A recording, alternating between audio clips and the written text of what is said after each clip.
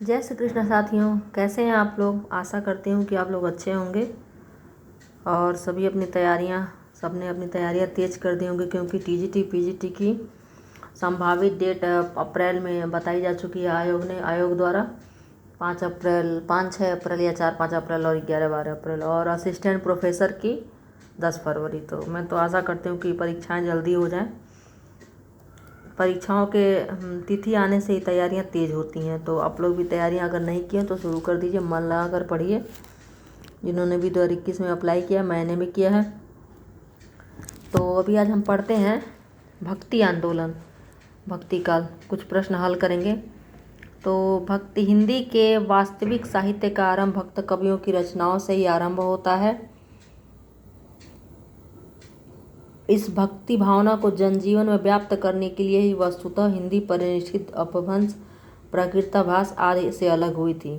उस युग की भक्ति भावना संपूर्ण देश की युग चेतना में पर्याप्त थी। उत्तर भारत में भक्ति भावना को प्रवाहित करने का श्रेय स्वामी रामानंद तथा महाप्रभु वल्लभाचार्य को है।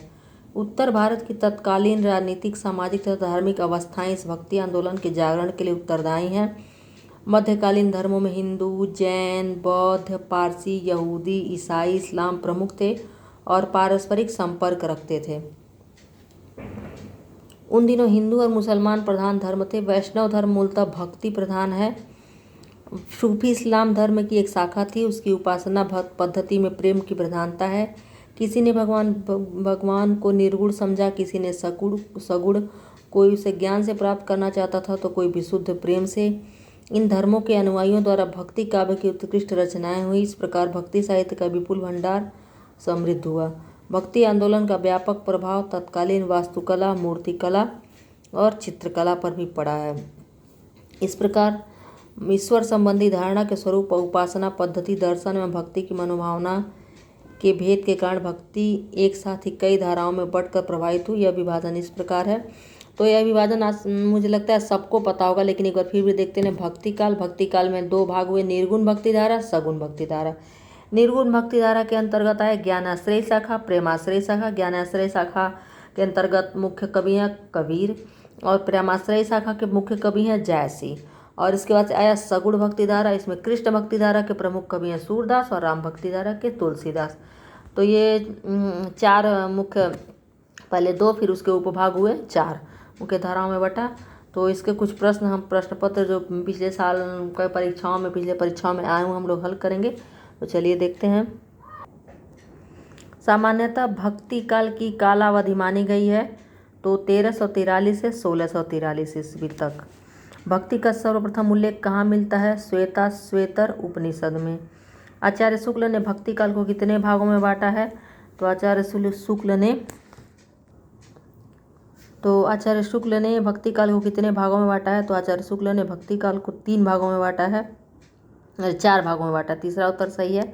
अगला प्रश्न है, आचार्य शुक्ल ने भक्ति काल का निश्चित समय क्या निश्चित किया है? तो आचार्य शुक्ल ने भक्ति काल का निश्चित समय किया है संवत 1375 से 7। तो आचार्य शुक्ल ने निर्धारित किया है, पहला उत्तर सही है, संवत 1375 से संवत 1700। भक्ति शब्द का विकास किस धातु से हुआ है? तो भक्ति शब्द का विकास भज धातु से हुआ है। भक्ति भावना का विकास दक्षिण के अलवार वैष्णव भक्तों के मानने वाले आलोचक हैं आचार्य हजारी प्रसाद द्विवेदी। अपने पौरुष से हताश जाति के लिए भगवान की शक्ति और करुणा की ओर ध्यान ले आने के अतिरिक्त दूसरा मार्ग ही क्या था? तो यह कथन किसका है? आचार्य रामचंद्र शूल का, जो कि बहुत बार परीक्षाओं में पूछा गया है। दक्षिण भारत से उत्तर भारत में भक्ति को प्रचारित करने का श्रेय किसको है? रामानंद को। शंकराचार्य ने किस संप्रदाय की स्थापना की थी और उसमें पंचदेव उपासना की व्यवस्था की थी? तो वह स्मार्त संप्रदाय। श्री संप्रदाय के संस्थापक विशिष्टाद्वैत के प्रतिपादक आचार्य हैं रामानुजाचार्य। निर्गुण भक्ति के आदि स्रोत ग्रंथ इनमें से कौन है? तो निर्गुण भक्ति के आदि स्रोत ग्रंथ हैं ब्रह्मसूत्र। भक्ति आंदोलन को ईसाई धर्म के प्रभाव स्वरूप विकसित माना है तो यह ग्रियर्सन ने माना है। ईसाई धर्म के प्रभाव को माना है, का स्वरूप माना है ग्रियर्सन ने। शिव किस भाषा का शब्द है? तो शिव कन्नड़ भाषा का शब्द है। संत शब्द को शांत से व्युत्पन्न मानने वाले आलोचक हैं। तो यह प्रश्न जो है 14 नंबर। तो आलोचक हैं डॉक्टर पीताम्बर दत्त बड़थवाल। संतों में मूर्ति पूजा और अवतारवाद का विरोध किसके प्रभाव स्वरूप मिलता है? स्मार्त काव्य के। मराठी संत नामदेव किस जाति से संबंध रखते थे? तो मराठी संत नामदेव दर्जी से रखते थे, दर्जी जाति के थे। नामदेव को गुरु का क्या नाम था? विशोबा खेचर। ज्ञानाश्रय शाखा को संत साहित्य या संत काव्य परंपरा का नाम किस साहित्यकार ने दिया? तो यह आचार्य शुक्ल ने दिया। प्रस्थान चतुष्टयी उपनिषद, ब्रह्मा सूत्र तथा गीता का चौथा ग्रंथ कौन सा है? प्रस्थान चतुष्टयी में उपनिषद, ब्रह्मा सूत्र तथा गीता का चौथा ग्रंथ कौन सा है? तो इसका उत्तर है 4 भागवत पुराण। ब्रह्मा सूत्रों की रचना किसने की है? वल्लभाचार्य ने। प्रच्छन्न बौद्ध नाम के किस दार्शनिक को जाना जाता है? शंकराचार्य को। भक्ति के आद्य आचार्य कौन माने जाते हैं? रामानुजाचार्य। ज्ञानाश्रय शाखा के प्रमुख कवि हैं कबीर, इसका भी पहले मैंने बताया है। आलवार संतों की संख्या कितनी मानी गई है? तो आलवार संतों की संख्या 12 मानी गई है। कौन सा संत सगुण निर्गुण उपासक था? रामानंद। कौन सा संत रामानंद की शिष्य परंपरा में नहीं था? दादू दयाल या कबीरदास के शिष्य थे। रामावत संप्रदाय के प्रवर्तन का श्रेय किसको जाता है? तो रामावत संप्रदाय के प्रवर्तन का श्रेय रामानंद को जाता है। किस संत कवि को भारतीय लूथर की उपमा दी गई है? कबीर की। बीजक किसकी रचना है? कबीरदास की। निर्गुण संत कवियों में सर्वाधिक शास्त्रज्ञ एवं पढ़े लिखे थे? तो इसमें पढ़े लिखे सबसे ज़्यादा थे सुंदरदास। मैंने ऐसे ही रज्जब लगा दिया है, अपना ट्राई कर रही थी कि मुझे कितना उत्तर सही है, बहुत पहले की। यह प्रश्न बहुत बार पूछा हुआ है कि सबसे सुंदर कौन थे और सबसे पढ़े लिखे कौन थे? तो उसका उत्तर ज्ञानाश्रय शाखा में सुंदरदास हैं। दादू दयाल की रचनाओं का संकलन रज्जब ने किस नाम से किया है? तो दादू दयाल की रचनाओं का संकलन रज्जब ने। तो अगला प्रश्न है कि दादू दयाल की रचनाओं का संकलन रज्जब ने किस नाम से किया है? तो अंगवधू नाम से किया है। अगला प्रश्न है 5 रात्र में रात्र शब्द का क्या अर्थ है? तो 5 रात में रात शब्द का अर्थ है रात्रि। कबीर का अहिंसावाद किस संप्रदाय की देन है? अगला प्रश्न है तो यह वैष्णव संप्रदाय की देन है। द्वैतवाद का प्रवर्तन किसने किया? तो द्वैतवाद का प्रवर्तन निम्बांकाचार्य ने किया। अगला प्रश्न है लोना किस संत की पत्नी का नाम था? तो लोना रविदास की पत्नी का नाम था, रैदास के। जाके कुटुम्ब सब ढोर ढोवत फिरही अजऊ बनारसी आशा पासा, पंक्तियाँ किस कवि की हैं? तो रविदास की या रैदास की हैं। आचार्य रामचंद्र शुक्ल ने भक्ति आंदोलन के उदय का प्रमुख कारण किसे माना है? तो हिंदुओं की पराजित मनोवृत्ति को माना है। आचार्य शुक्ल के अनुसार कबीर ने ज्ञान मार्ग की बातें कहाँ से ली हैं? तो हिंदू शास्त्रों से ली हैं। भक्ति काल को स्वर्णयुग का सर्वप्रथम किसने कहा? तो ग्रियर्सन ने कहा। विद्यापति को रहस्यवादी सर्वप्रथम किसने घोषित किया? तो विद्यापति को रहस्यवादी भी ग्रियर्सन ने घोषित किया है। बीजक का संकलन और संपादन कबीर के किस शिष्य ने किया? तो बीजक का संकलन और संपादन धर्मदास ने किया, जो कि कबीर के मुख्य शिष्य थे। सुंदर विलास का रचयिता कौन थे? तो सुंदर विलास का रचयिता सुंदरदास हैं। अजगर करे न चाकरी, पंछी करे न कामदास, मलूका कहे गए सबके दाता राम, किसकी पंक्ति है? मलूक दास की। प्रभु जी तुम चंदन हम पानी, जाकी अंग अंग वास समानी, पंक्ति किस कवि की है? रैदास की है। मन के हारे हार है, मन के जीते जीत के रचनाकार कौन? रहीमदास। अपना मस्तक काट के वीर हुआ कबीर किस संत की रचना है? तो यह दादू की है। मैं कहता आँखन की देखी, तू कहता कागज की लेखी, यह पंक्ति किसकी है? तो यह पंक्ति कबीर की है। दादू की रचनाओं का संकलन उनके शिष्यों ने किस नाम से किया? तो उनके शिष्यों ने हरड़ेवाड़ी नाम से किया। रामचंद्र शुक्ल ने सूफी काव्यधारा को क्या नाम दिया? तो प्रेमाश्रयी शाखा नाम दिया। ये प्रेम कहानियाँ मुसलमानों के द्वारा ही लिखी गई हैं। शुक्ल जी ने उक्ति किस काव्यधारा के लिए कही है? तो सूफी काव्य के लिए कही है। सूफी काव्य परंपरा के प्रथम कवि कौन है? मुल्ला दाऊद हैं। अवधी भाषा में रचित चंदायन के रचनाकार हैं मुल्ला दाऊद। चंदायन क्या है? मुल्ला दाऊद किया और ये सूफी काव्य परंपरा के प्रथम कवि हैं। लेकिन आचार्य शुक्ल ने किसको माना है? तो आचार्य शुक्ल ने सूफी काव्य परंपरा का प्रथम कवि कुतुबन को माना है। अवधी भाषा का प्रथम महाकाव्य पद्मावत की रचना किसने की है? सब लोग जानते होंगे, जयसी की है। पद्मावत में पद्मावती का प्रतीक है परमात्मा का। अगला प्रश्न है प्रेमाख्यान काव्य परंपरा का मुख्य दर्शन है? तो यह तशव्वुर है। चित्रावली में उस्मान ने किस शासक की प्रशंसा की है? जहांगीर की। जयसी को महाकाव्य कहने वाले महाकवि के रूप में किस आलोचक ने प्रतिष्ठित किया? आचार्य रामचंद्र शुक्ल ने। पद्मावत की हस्तलिखित प्रति मिलती है फारसी में। पद्मावत प्राकृत के किस ग्रंथ से प्रभावित है? रयण सेन कहाँ से प्रभावित है? अगला प्रश्न, जयसी कहाँ के रहने वाले थे? तो जयसी के रायबरेली के रहने वाले थे। अगला प्रश्न, मधुमालती किसकी रचना है? तो मधुमालती मंझन की रचना है। और मधुमालती का नायक कौन है? मनोहर। तो ये म से है, मधुमालती मंझन मनोहर। दामोदर या दामो कवि की रचना है? सत्यवती कथा। नहीं, सत्यवती कथा नहीं है, यह लखसेन पद्मावती कथा। किस एक प्रेमाख्यान का आरंभ जैनायनम से किया गया है? तो प्रेम विलास प्रेमलता का। मृगावती में किसकी प्रशंसा की गई है? तो मृगावती में हुसैन शाह की प्रशंसा की गई है। और मृगावती किसकी रचना है? तो यह आप लोग कमेंट करके बताइएगा।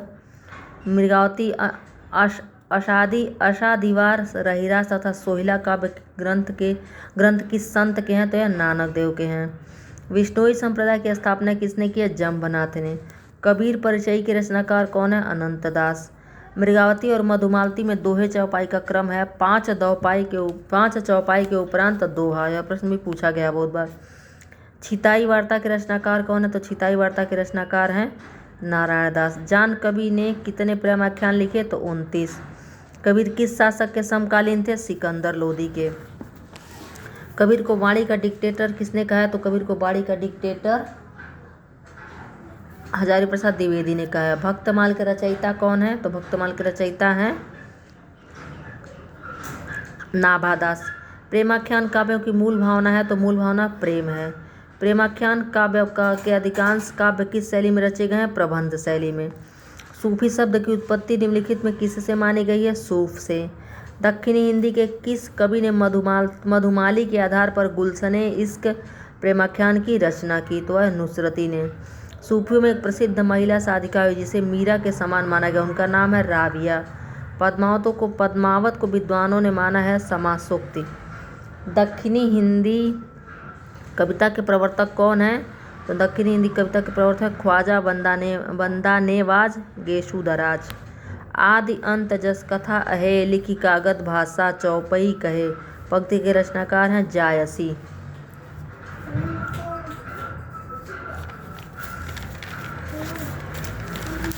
अगला प्रश्न है, रुक्मिणी पुनि वैसा ही मर गई कुलवंती सत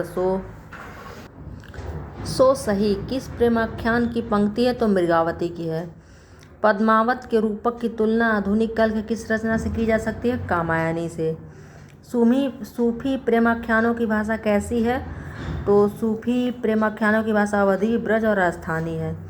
छार उठाए लीन एक मुट्ठी दीन उड़ाई परिथीमी झूठी किसका है? तो पद्मावत का है।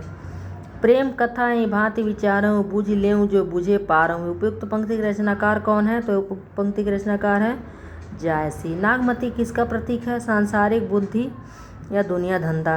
जाकी बुद्धि हो अधिकाई आन कथा कह एक बनाई किसकी है? तो यह उस्मान की है। पद्मावत को हिंदी में अपने ढंग की अकेली त्रादसी किस आलोचक ने कहा है? तो विजय देव नारायण शाही ने कहा है। फारसी में रौजतुल हकायक की रचना किसने की है? तो नूर मोहम्मद ने। आचार्य शुक्ल ने सूफी पद्धति का अंतिम ग्रंथ किसे माना है? इंद्रावती को। डॉक्टर नगेंद्र ने हिंदी का पहला प्रेमाख्यान ग्रंथ किसे माना है? हंसावली असाइत को। रामानुजाचार्य ने किस दर्शन का प्रतिपादन किया? विशिष्टाद्वैतवाद का। मध्वाचार्य ने किस संप्रदाय की स्थापना की? ब्रह्मा संप्रदाय की। मध्वाचार्य का पूर्व नाम क्या था? आनंद तीर्थ। निम्बार्क संप्रदाय का दार्शनिक मत क्या है? तो निम्बार्क संप्रदाय का दार्शनिक द्वैताद्वैतवाद।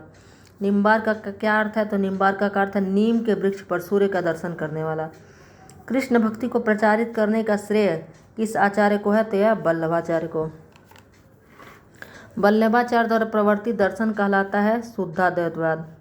पुष्टि मार्ग के संस्थापक हैं वल्लभाचार्य।